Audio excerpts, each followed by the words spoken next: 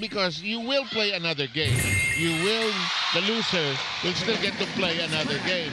You have to remember, these are two teams that finish at the upper half of the team standings. So may isa pang game. Yung ibang teams na naglaro sa play-in, mga natalo already. We are underway with set number 3. Signal and Creamline. First point belongs to Creamline, and so does the second.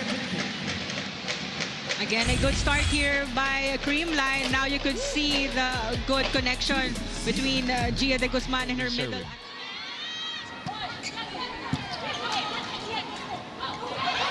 Valdez uncorks and scores. Off the point, Alyssa Valdez.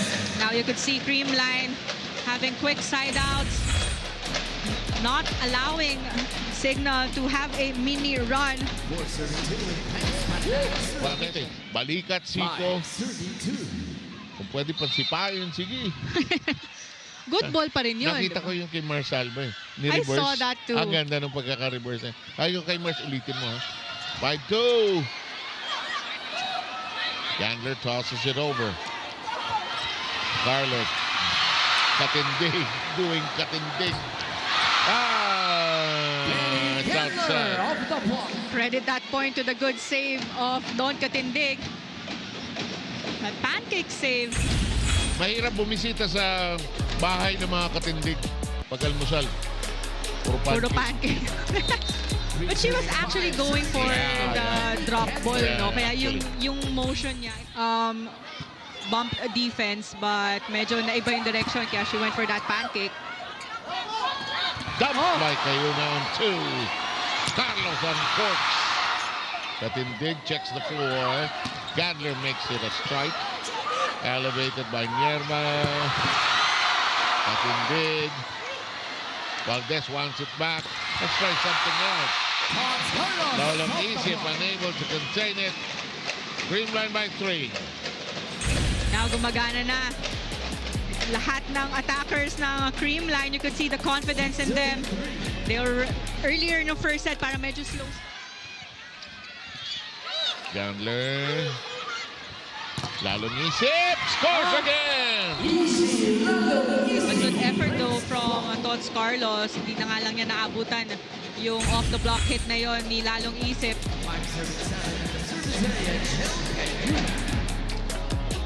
Maganda rin sa signal natin, but if Lalong Isip can get something going, sloppy reception. You don't see that all the time. That is now 3 straight points coming. But that is a technical break.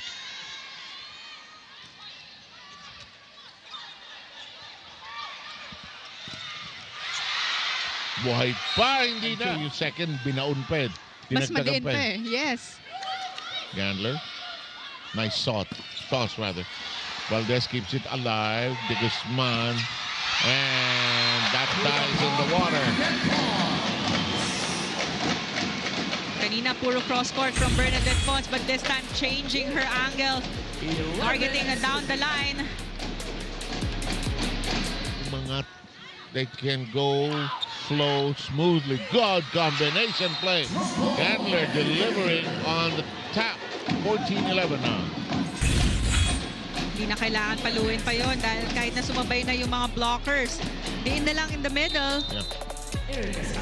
It's a single moment. Catch all the action live on the Pilipinas Live app, also on One Sports and on One Sports Plus. Did she get the corner? Yes, she did. Yes, she did. After that second technical timeout, that was a good quick hit.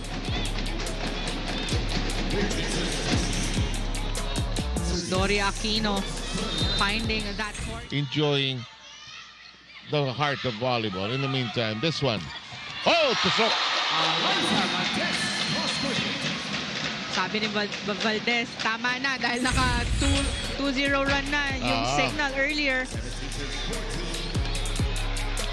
Alyssa with 11.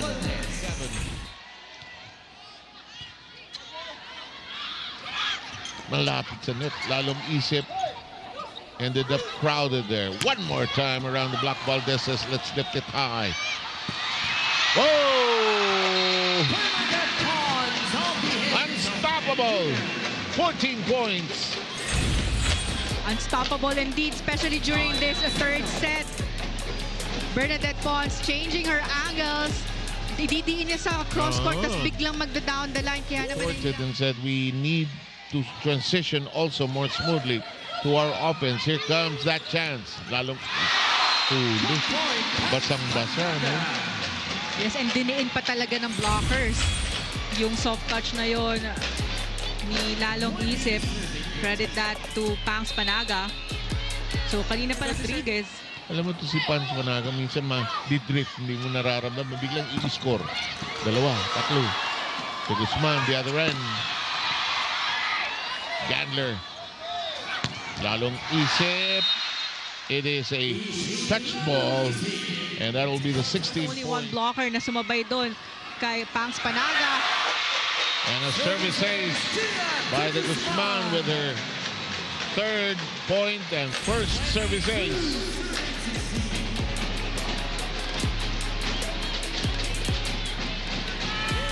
That was a good service. But here we go. Acuna. Pons. Neutralized. Gandler. Denied. And we are at set point. Pons was the one who got that kill block. Guarding that down the line very well. Check that. It was Pangs Panaga pala on the cross court. 10 points na si Panaga. 24. 18. Santos. Gandler keeps it very much in flight. Carlos.